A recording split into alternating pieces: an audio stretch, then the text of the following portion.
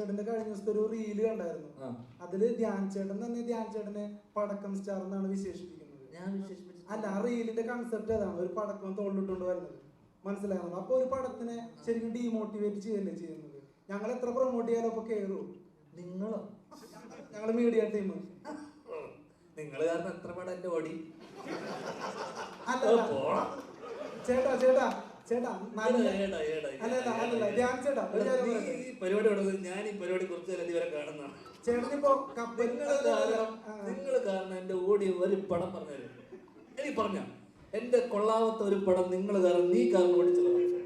നല്ലൊരു തിരക്കഥയുള്ള പടം ഓടിയിട്ടുണ്ട്. നല്ലൊരു തിരക്കഥയുള്ള പടം ഓടിയിട്ടുണ്ട്. ഏത് ചേട്ടൻ ഏത് നല്ല തിരക്കഥ പൊട്ടിയ പടം പറ. പൊട്ടിയ പടം പറ. നീ തോറ്റു പോയെന്റെ മുന്നിൽ. ഇല്ലില്ല, തോറ്റു പോലെ ചേട്ടാ. ചേട്ടാ കപ്പൽ മുതലാളി ഇപ്പൊ 21 ഗ്രാംസ് പറഞ്ഞു. അല്ലല്ല, കപ്പൽ മുതലാളി ഞാൻ പറയട്ടെ. നിങ്ങളുടെ വിഷയത്തിൽ എന്തിനാ ഞങ്ങളെ തീർക്കത്? ചോദ്യം ഒന്ന് ഫിനിഷ് ചെയ്തോട്ടെ. ചോദ്യം ഫിനിഷ് ചെയ്തോട്ടെ. അതായത് കപ്പൽ മുതലാളി താരതമ്യേന നല്ല പടമാണ്. നിനക്ക് ഇഷ്ടമായത് അത് നിന്റെ ഇഷ്ടം, എന്റെ ഇഷ്ടം എനിക്ക് ഇഷ്ടമില്ല പടം. അത് കുഴപ്പമില്ല. പക്ഷെ 21 ഗ്രാംസ് താരതമ്യേന നല്ല പടം. ബോക്സ് ഓഫീസ് ഹിറ്റ് ആണെന്നല്ല പറയുന്നത്. കപ്പൽ മുതലാളി ബോക്സ് ഓഫീസ് ഹിറ്റ് അല്ല. പക്ഷെ ഞാൻ പറഞ്ഞു വന്നത് അത് ഭയങ്കരമായിട്ട് കളിയല്ല. അത് ഞാൻ കണ്ടില്ല.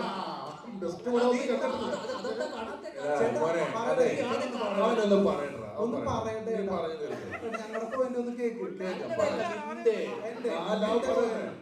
പോയിന്റ് കാരണം ഇപ്പൊ തന്നെ ഞാൻ പറയാം.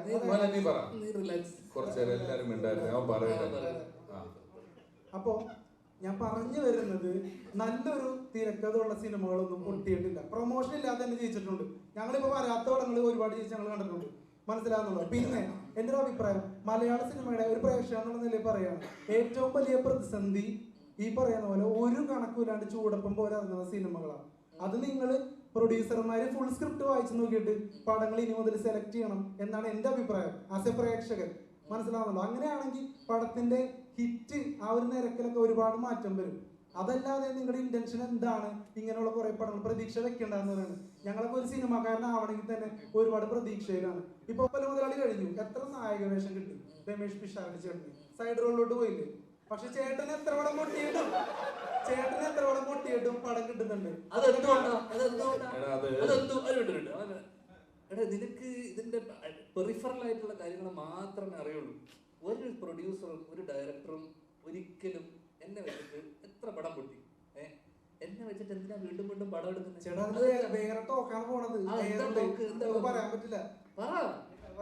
ഇത്രയും നീ പറഞ്ഞില്ല, അതും കൂടെ പറ. ഒരു പ്രൊഡ്യൂസർ ഇരിക്കുന്നു, പറയാൻ പറ്റില്ല. അല്ല പറ, നീ പറഞ്ഞോ. അതായത് ചേട്ടന്റെ കമന്റ്സിൽ വരുന്നത് കള്ളപ്പണം വെളുപ്പിക്കൽ സ്റ്റാർ എന്നൊക്കെയാണ്. ആയിക്കോട്ടെ, അതുകൊണ്ട് അവർക്ക് ഗുണമുണ്ടാവുന്നുണ്ട്. ഞാനല്ല വെളുപ്പിക്കുന്നത്, എനിക്ക് അക്കൗണ്ടിലാണ്. ഇതൊന്നും അതുകൊണ്ട് എനിക്കെന്താണ് ഗുണം? ആ രീതിയിൽ അവർക്ക് ഗുണം ഉണ്ടാവുന്നുണ്ടോ?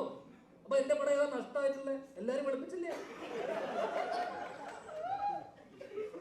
പൈസ എല്ലാം വന്നില്ലേ? ഡയറക്ടർ പ്രൊഡ്യൂസർ സ്ക്രിപ്റ്റ് വായിച്ച് നോക്കണം എന്നൊക്കെ പറയുന്നുണ്ട്. ഇത് വായിച്ചു നോക്കാതെ ഒന്നുമല്ല ഒരു സിനിമ ഇറങ്ങുന്നത്. ഇറങ്ങുമ്പോ അങ്ങനെ ഇപ്പൊ അത്രയും സിനിമ ഇവിടെ ഇറങ്ങുന്ന അത്രയും സിനിമ ജനങ്ങൾക്ക് ആവശ്യമില്ല. 150 സിനിമ ഇറങ്ങുന്നുണ്ട്. 12 മാസമല്ലേ ഉള്ളൂ, 365 ദിവസമുള്ളൂ. 150 ദിവസമൊക്കെ ആൾക്കാർക്ക് സിനിമ കണ്ടുണ്ട്. അപ്പൊ അത്രയും ചോയ്സ് ഉണ്ട്.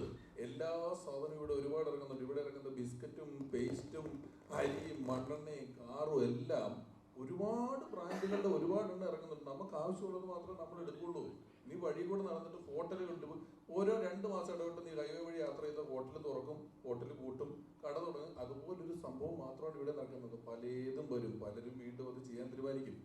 ആ കാലത്തുള്ളതിനേക്കാൾ സിനിമയ്ക്ക് മറ്റ് വ്യാവസായിക അടിസ്ഥാനത്തിലുള്ള കച്ചവടങ്ങളൊക്കെ നടന്നു തുടങ്ങുന്നത് കൊണ്ടും ധ്യാന്റെ പടത്തിന് ആ ലെവലിലുള്ള കോസ്റ്റ് വലിയൊരു 100 കോടി പടമൊന്നും അല്ല ധ്യാന്റെ പടം എന്ന് പറഞ്ഞ് വരുന്നതും ഇല്ലാതാണ്. അപ്പൊ ചെറിയ പടം ചെയ്യാൻ ആഗ്രഹമുള്ള ഒരാൾ വരുമ്പോൾ അത് ഇൻഡസ്ട്രിയെ നിയന്ത്രിക്കുന്ന ഒരാൾ, നീ സിനിമയിൽ വരാൻ ആഗ്രഹിക്കുന്നു എന്ന് പറഞ്ഞില്ലേ, അതേപോലെ സിനിമ ചെയ്താൽ മതി എന്ന് ആഗ്രഹിക്കുന്ന ആൾക്കാരുണ്ട്. അവരെന്തായാലും ഒരു സിനിമ ചെയ്യും.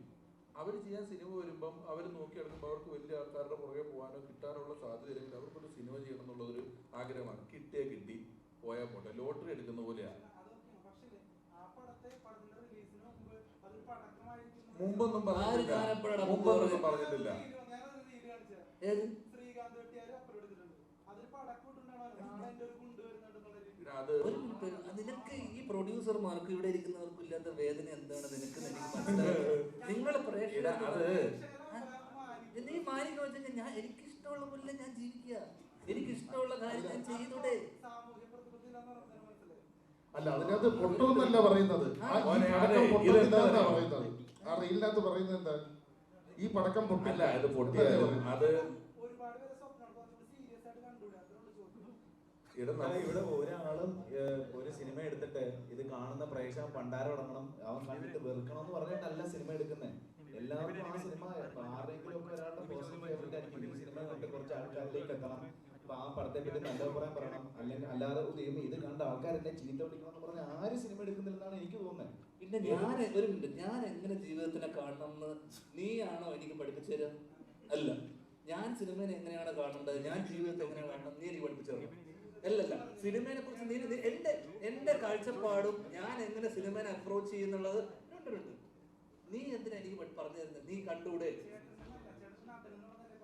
അല്ലല്ല, അത് നിനക്ക് ഇത്രയും ആൾക്കാരിരിക്കെ പ്രസ് മീറ്റിൽ നീ ജീവിതത്തിന് വളരെ സീരിയസ് ആയിട്ട് നീ ചെയ്യുന്ന ജോലി സീരിയസ് ആയിട്ടല്ലേ കാണുന്നത്? അതേ സീരിയസ്നെസ്സോടെ ഞാൻ ജോലി ചെയ്യുന്നു. ഇവിടെ ഏറ്റവും അച്ചടക്കത്തോടുകൂടി ജോലി നീ പറഞ്ഞപ്പോ ഞാൻ കേട്ടോ, നിർത്ത്, ഒരു സെക്കൻഡ് നിർത്ത്. നീ ഒരു വാഗ്വാദത്തിന് വന്നതല്ലോ, അല്ലല്ലോ. നീ പറഞ്ഞ ആവശ്യമില്ലാത്ത കുഴപ്പമില്ല. നീ ചെയ്ത പോലെ തന്നെ അവനും ഒരു ഇതായിട്ട് ചോദിക്കണം. ഞാൻ സീരിയസ് ആവണോ, ഞാൻ എന്താണെന്നുള്ളത് നീ എനിക്ക് പറഞ്ഞു തരണ്ടല്ലോ. മോനെ, ഒരു സെക്കൻഡ് അത് വിട്. അതായത് അത് സീരിയസ് ആയിട്ടൊക്കെ എടുക്കുന്നുണ്ട്. സിനിമ പൊളിയുന്നു, ഈ പൊളിഞ്ഞു എന്നുള്ള കാര്യം നീ മനസ്സിലാക്കുന്നുണ്ട്. ഞാൻ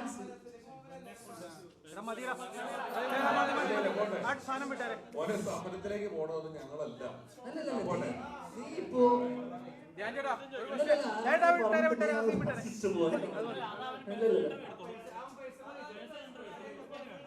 ഇത്രയും ആൾക്കാർ നീ ഇപ്പൊ ആലോചിച്ച് നോക്ക്. ഞാൻ സീരിയസ് ആയിട്ട്, അത് വളരെ പേഴ്സണൽ ആണ് നീ ചോദിച്ച കാര്യം.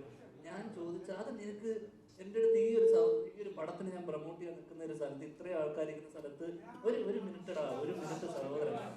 അപ്പൊ ഞാൻ പറയല്ലേ, നീ അത് കേക്ക്.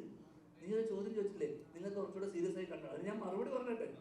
ഞാൻ എങ്ങനെ ജീവിതത്തിനെ കാണണം, ഞാൻ എങ്ങനെ സിനിമനെ അപ്രോച്ച് ചെയ്യണം എന്നുള്ളത് നീ എനിക്ക് ദയവ് ഇത് പറഞ്ഞു തരുന്നു. നിന്നെ ഒരിക്കലും നീ ഒരു മിനിറ്റ് എടാ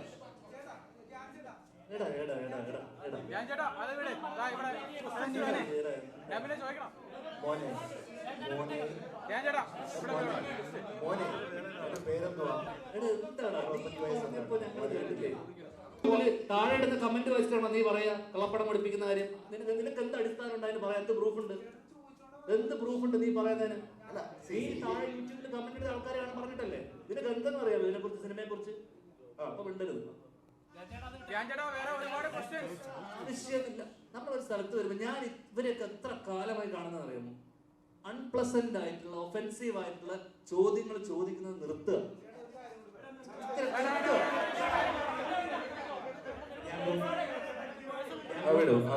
ഞാൻ നിനക്കൊരു കാര്യം പറഞ്ഞുതരാം. നീ കേട്ടോ?